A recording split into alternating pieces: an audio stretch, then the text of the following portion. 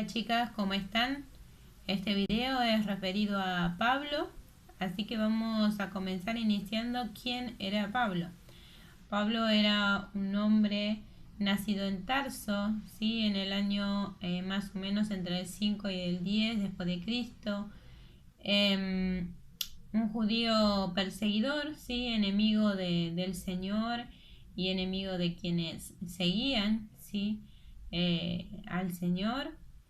Y como decía el, en Hechos 9:1, dice que respirando aún, Saulo amenazas y muerte contra los discípulos, vino al sumo sacerdote y le pidió cartas para las sinagogas de Damasco, a fin de que si hallase algunos hombres o mujeres en este camino, los trajese presos a Jerusalén. Como vemos, Saulo caminó entonces a Damasco, es donde el camino donde se encuentra con el Señor, ¿sí? Pero él dice, respirando Saulo amenazas de muerte, ¿sí? Él yendo, ¿no? Me imagino una persona airosa, una persona celosa, obviamente, de la ley, pensaba que él lo que estaba haciendo estaba correcto, ¿sí? Una persona estudiosa, una persona inteligente, una persona sagaz, ¿sí? Que estaba haciendo para él lo correcto. Pero no, ¿no es cierto? Estaba persiguiendo a la iglesia, estaba persiguiendo a sus discípulos, ¿sí? Y estaba matando, ¿sí? Matando a mucha gente a la que seguía al Señor. Pablo entonces, después de ser también él, ¿no? Quien condene, ¿no? a Esteban, ¿no? En el capítulo 8 habla referido en el libro de Hechos, ¿no es cierto? Referido a la muerte de Esteban, ¿sí? La muerte de Esteban fue un comienzo de la persecución, ¿sí? Fue como el foco donde de ahí fue que ellos optaron también por esparcirse, ¿no es cierto? Porque el Señor les dijo, y recibiréis poder cuando haya venido sobre vosotros el Espíritu Santo, ¿no? En Hechos 1:8, ahí lo dice. Y entonces ellos todavía estaban, ¿no es cierto?, los discípulos en Jerusalén cuando Esteban fue apedreado, ¿sí? Hasta matarlo. Entonces, cuando Esteban terminó, ¿no? Dio su último respiro, mucha gente, dice, hacía lloro, ¿sí? Un lloro fuerte, ¿sí? Un dolor inmenso, y los discípulos lo que hicieron fueron esparcirse, ¿sí? Entonces ahí fue donde ellos empezaron a ser perseguidos, pero ellos no se quedaban callados, obviamente, sino que empezaron a predicar, ¿sí? Ir por donde iban y predicando, obviamente cuidándose, pero predicando de la palabra del Señor. Y es así donde se cumple, ¿no? La palabra, donde ellos fueron, ¿no es cierto?, a predicar el Evangelio, ¿sí? Y a ser testigos de, del Señor. Así que, como vemos, entonces Saulo siguió, ¿no? Persiguiendo a los cristianos, a los que perseguían, a los que seguían al Señor. Como decía Hechos 9:1, ¿no es cierto? Seguía él insistiendo en eso. Pero Pablo, como decía el versículo 1, respirando amenazas de muerte, ¿sí? No me imagino una persona prepotente, una persona airosa, ¿sí? Y celosa obviamente de la ley, celosa de lo que él creía que era correcto. Bien, una persona que era miembro del Sanedrín, que era celoso, entonces, como decía, de la ley. Saulo, como yo veo, me imagino, ¿no? Como una persona así hoy, ¿no? Hoy, si vemos una persona así, uno piensa, ¿no? En una mente natural y decimos, esta persona, ¿cómo va a cambiar? ¿Cómo va a ser transformada? Y vemos tanta gente así, o que conocemos situaciones, y vos decís, Señor, ¿cuándo va a obrar en esta persona? Pero es el tiempo del Señor, es el tiempo que Él decide, ¿no es cierto?, llegar a esta persona. Y como vemos, ¿no?, que Saulo de Tarso, vemos cómo el Señor, ¿no?, lo saca entonces de Satanás.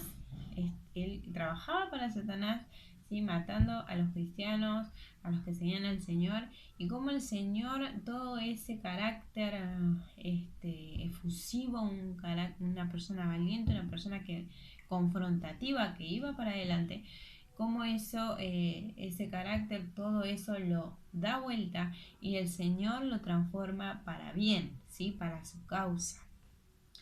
Entonces Satanás trata de destruir, ¿no es cierto?, a los obreros del Señor, con diferentes situaciones, ¿no? Hoy también, como por ejemplo los misioneros que están en el campo trabajando, cómo son perseguidos, cómo son ellos atribulados, cómo son amedrentados, no solamente a veces por el gobierno, sino por las mismas personas que están en esos lugares. Hay lugares obviamente donde están más reducido, vamos a decir, el poder predicar, el más libre, vamos a decir, está siendo afectado ese área.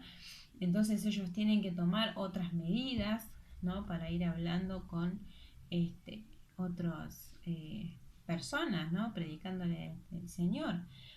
Pero incluso no a ellos, y bueno, los miércoles vemos en las reuniones de oración, que como cuentan a veces testimonios de misioneros, que el Señor ha obrado grandemente, ¿no?, aún en persecución, aún en situaciones adversas terribles, el Señor pone su mano de poder y obra en sanidad, obra en milagros, obra en diferentes áreas que ellos están necesitando. Como Dios cuida de sus hijos, ¿no? Bueno, ahí es donde yo iba, ¿no? Y cuando decía en el Hechos 9, capítulo 9, perdón, versículo 4, cuando dice, el Señor, ¿no?, lo visita y le dice, ¿por qué, Saulo, Saulo, por qué me persigues? ¿Por qué me persigues? No dice por qué persigues a mis discípulos, no dice por qué persigues a mi iglesia, dice por qué me persigues. El Señor se hace presente y le dice, ¿no?, estas palabras. Porque el Señor, como dice en varios versículos en la Biblia, nos habla de que si alguien toca a uno de sus hijos, es como si lo tocaran a él, ¿no? Es como se pone el Señor adelante nuestro, ¿no es cierto?, porque Él es referente nuestro, ¿sí?, y Él está con nosotros, ¿sí?, y si Él está con nosotros, nadie va a poder hacernos daño, nadie va a poder hacernos frente. Entonces por eso el Señor se presenta así a Pablo, ¿no?, diciendo estas palabras, y cómo el Señor confronta a Saulo con estas palabras fuertes, porque está hablando el mismo Señor adelante de este hombre, de este varón, y cómo el Señor transforma su vida de una manera extraordinaria, de una manera pero que no se puede entender a simples ojos, ¿sí? Pero el Señor obró en la vida de Pablo. Pablo ahora después va a ser Pablo, ¿no es cierto?, que el Señor lo va a cambiar ese nombre.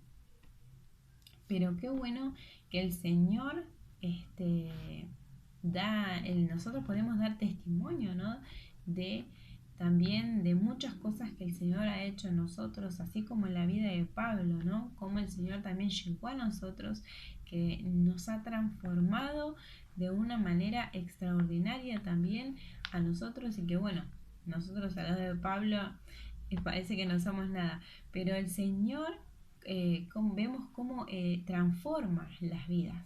Vemos que el Señor lo puede hacer, así como lo hizo con Pablo, una persona totalmente, y vos decís, esta persona no va a cambiar, pero el Señor en su misericordia, en sus propósitos, porque los planes del Señor a veces no podemos entender, no sabemos cómo va a hacerlo, pero el Señor lo va a hacer.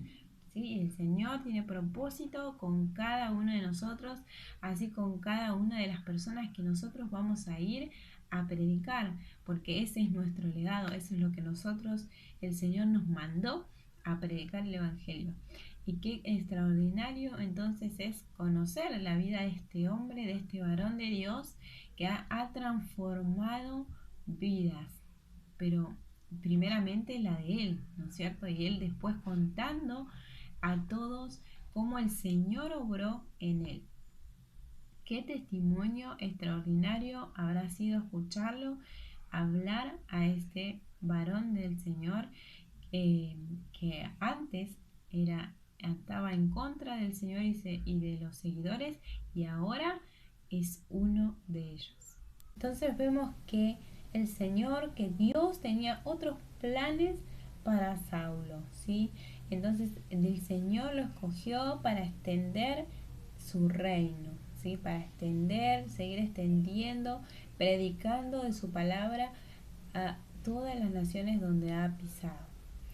Entonces, Saulo, no solamente que Dios lo visitó, ¿sí? Dios lo llenó de su presencia, lo llenó de su Espíritu Santo, se bautizó. Él, vamos a decir que el Señor lo fue preparando de mucho antes, no solamente porque lo que pasó en este momento, sino que todo su currículum, vamos a decir, de toda su vida, lo que ha aprendido durante toda su vida, todo eso también fue preparado por el Señor. Todo fue encaminado por Él.